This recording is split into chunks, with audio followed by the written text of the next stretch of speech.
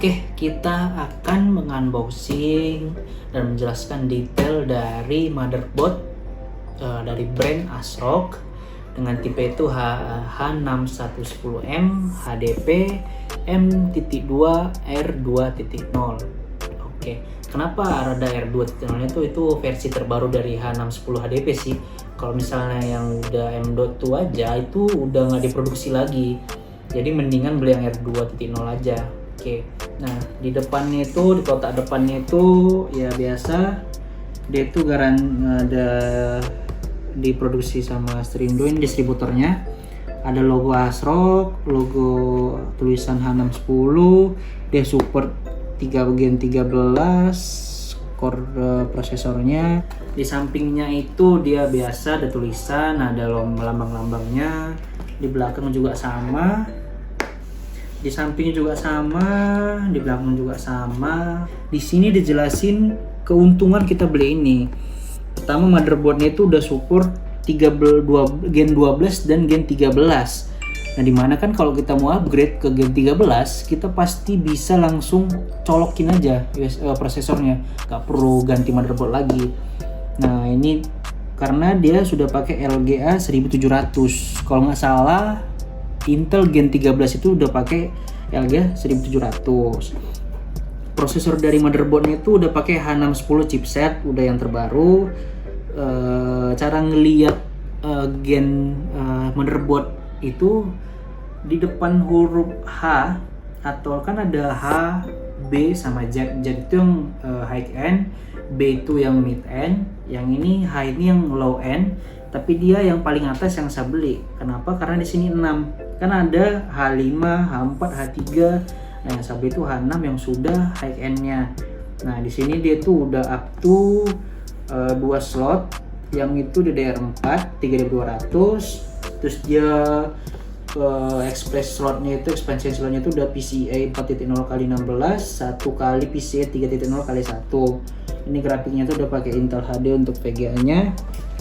Nah, untuk grafik outputnya itu kita itu udah disediain port HDMI 1, display port 1, DSUB 1. Nah, DSUB ini jarang sih dipakai karena satu udah jarang monitor zaman sekarang tuh ngeluarin port DSUB.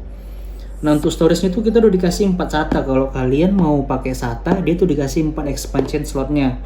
Nah, kalau untuk NVMe atau SSD NVMe-nya itu cuma satu aja. Jadi kalian kalau mau upgrade ya ganti, nggak bisa nambah gitu. Nah, USB-nya tuh ya standar, dapat 4 USB 3.2, terus 2 di depan, 2 di belakang, dapat 6 USB 2.0, 4 di belakang, 4 di depan. Yang kelebihan itu adalah audionya tuh udah pakai 7.1, yang dimana itu kan kalau untuk gaming sangat membantu kali 7.1 itu. Nah, tapi di sini kita tuh belum pakai WiFi, belum ada chipset WiFi-nya, tapi kita disediain LAN-nya. Nah, LAN-nya ini bukan LAN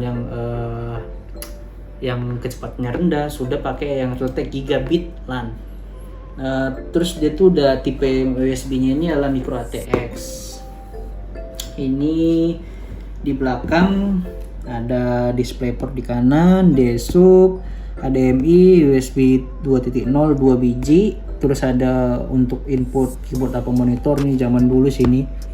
Terus ada USB 3.0 2 LAN ke tempat port LAN, USB 2, ada colokan untuk audio jack, ada in out dan mic-nya.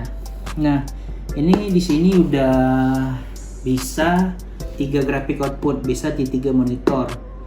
Nah, dia udah pakai Ultra M2.SSD, udah pakai gigabit LAN, LAN USB-nya tuh bisa mentransfer data dengan kecepatan 5 GB per second, dan sudah 7 power phase design. Nah, 7 power design ini mengoptimalkan tegangan saat kita overclock dari prosesor RAM. Jadi dia tuh lebih stabil dan pemakaian wattnya itu tidak terlalu tinggi atau power consumption-nya. Nah, kita buka aja di dalamnya. Ini pertama kita buka gini, set. Oh, ternyata ada kayak beli tadi, ini kwitansinya, simpan aja.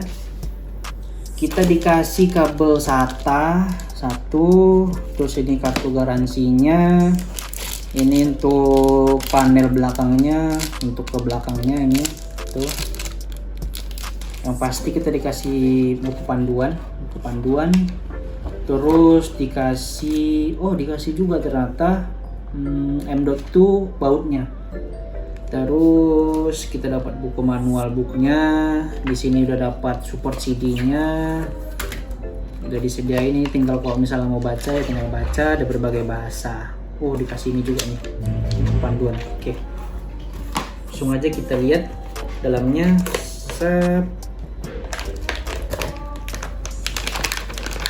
Oke, ini kita tutup aja biar gampang.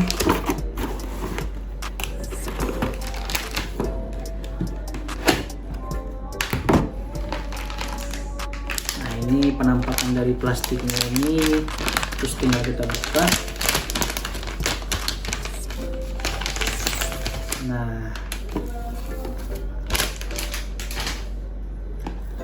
Nah, kita ini pakai micro ATX, makanya ukurannya sangat-sangat sedang sih. Kalau ATX tuh lebih kecil lagi tuh, segini. Tuh, kalau yang ATX tuh bisa sampai panjang sih, dia segini sih udah panjang, untuk bisa 2 GPU, 4 RAM. Itu untuk yang ATX, tapi kita nggak bahas yang ATX, kita bahas yang micro ATX. Nah, di sini kita bisa lihat, di sini udah disediain 2 slot untuk RAM. Ini pin powernya, ini pin untuk USB. Ini untuk heatsinknya. Ini untuk SSD-nya bisa dicantolin ke sini langsung. Terus sudah baterai BIOS-nya, ini PCIe 3.0, ini untuk pin ke rear panel. Nah, ini udah dapat 7 nih, dapat 7 power paste design. 1 2 3 4 5 6 7. Dapat 7 dan dia lebih stabil. Nah, di sini port yang kita dapat tuh yang kayak saya jelasin. Nah, seperti ini. Display port, sub, HDMI, 2 USB, 1